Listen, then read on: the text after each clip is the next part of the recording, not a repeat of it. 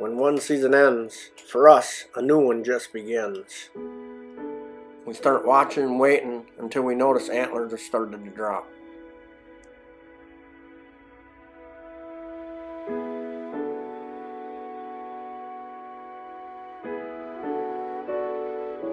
Alright, Cole and I are going to go out and do a little looking for some shed antlers. A lot of deer have been back here in the food plots every afternoon, so we're going to go see if we can find any. Most of the bucks look like they're still carrying, but there are a few that don't have either side or are missing one side, so that's what we're going to do. We're going to go see if we can find one quick, and we'll bring you along.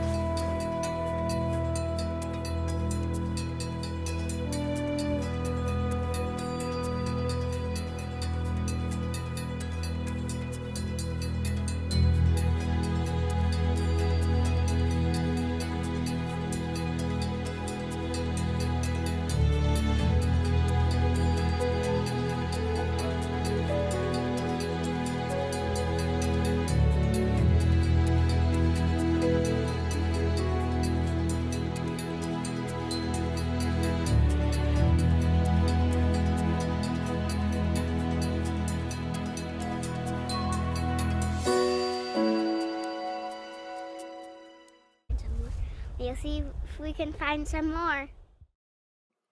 Well, we found our sheds, and now it's time to start getting stands prepared for next fall.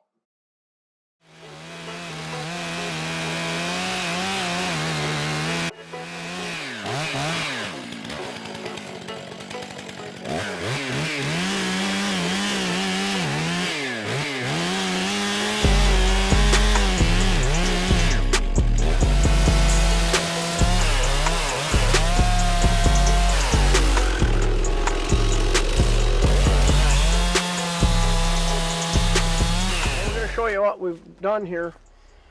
We set this spot up to narrow these bucks down in this area. We have a white oak tree here with a lot of leaves on it that we're going to set our stands up in. Good southeast wind. Anything that's using these trails should be able to come right on through. But what I did was I took a couple ash trees out of here and I dropped all the tops on a trail that they're on there and all the tops that on the trail that are on there, so we could narrow these deer down coming through when they come around this point to come in, and the furthest shot we'll have would maybe be 30-yard shot. So keep that in mind when you're trying to set up your stands. If you're allowed to do any cutting, which we are here, that if you can drop and narrow them so they want to come closer to your stand during rut, this should be a magical spot. So. All right, so we came in here today, and this is the second set that we're working on. The first set we showed you already. This one, the deer would inevitably skirt us. The stand is about 50 yards that way, and it's pretty thick through here. So we decided there's a big red oak back here behind us. That would be a much better location, actually better to get in and out of, even though it's a little bit further into the timber. So we cut a bunch of ironwood over here, and now we're going to finish up cutting this ironwood over here, and we're just basically funneling these deer. It all starts now, you know, before we even start thinking about velvet or anything like that. We're in here doing this work to make sure that we're ready when fall comes around.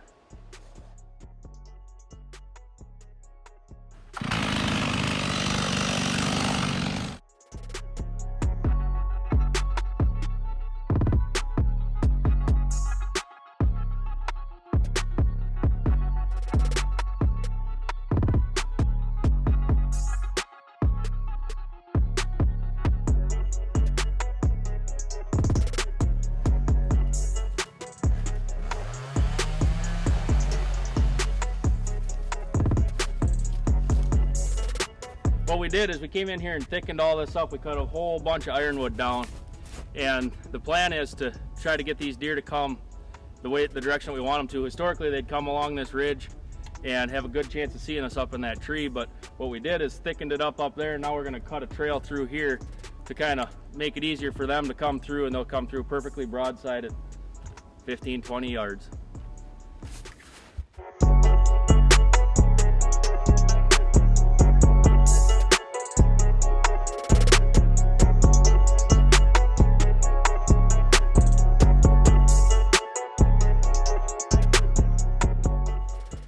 All right, so the last little bit here will get cleaned up, Deer are no different than us. They want to take the path of least resistance every time. They'll do it. So as you'll see when I walk out here, I have to get this picked up. Much less cluttered to get through here, and this is definitely the route that these deer are going to take. Now right here, they're going to be totally broadside, and that's our tree right there. So they're coming right through where we want them to instead of way up on the hill. It's going to be a killer spot. Let's walk to the truck.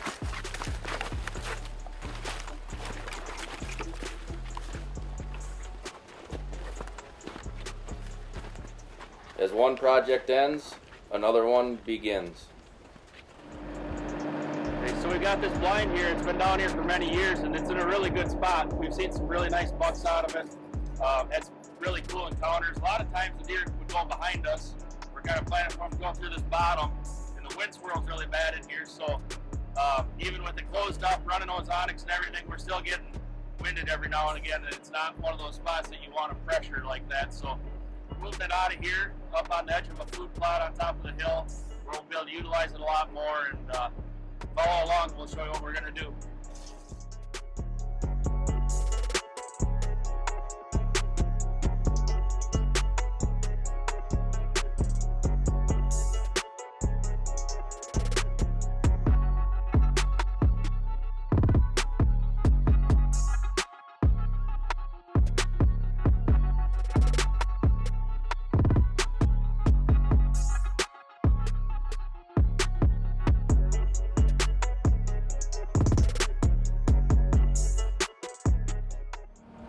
Well, this is where we're going to move it. This is what our plan is.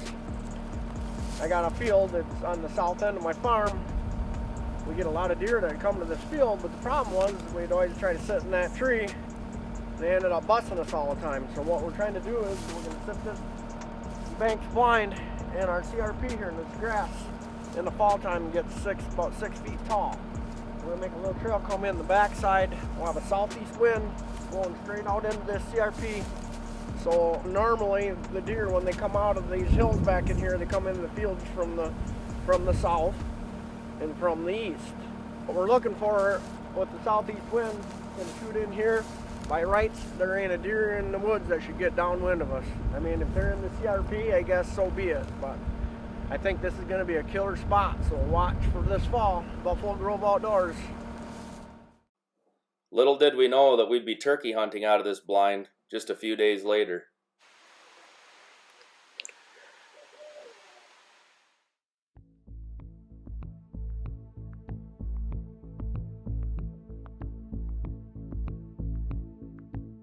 While we were watching this hen out in the field, two jakes started working their way up toward the blind.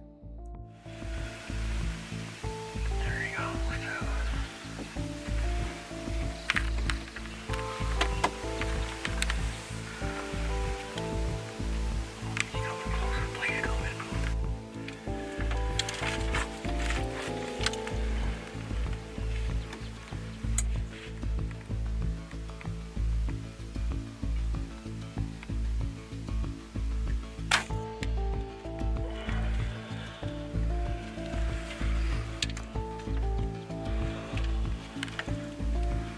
I think we got it. I can shoot that other one. That's pretty hard too.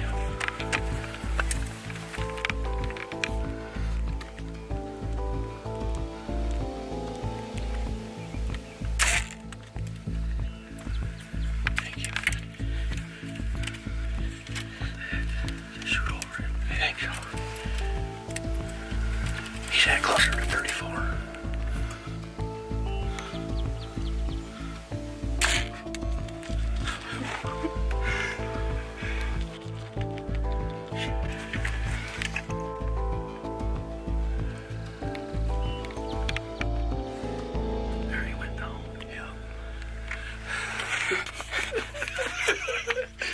Doubled up. Double on Jakes. Well, that was really cool. I don't even know what to say. This morning we had nothing going on here. We had some birds way across the road that were gobbling. and we were having fun with them. We were calling them, and they were gobble back, but we're talking like probably half mile or better away, so we were just kind of hanging out and seeing what happened. This hen came out, kind of dusted herself, and we were pretty excited about that, just to see a bird, because it was just radio silence over here this morning, nothing going on. And once you know it, here comes a couple of birds out of the bottom. And they're both jakes.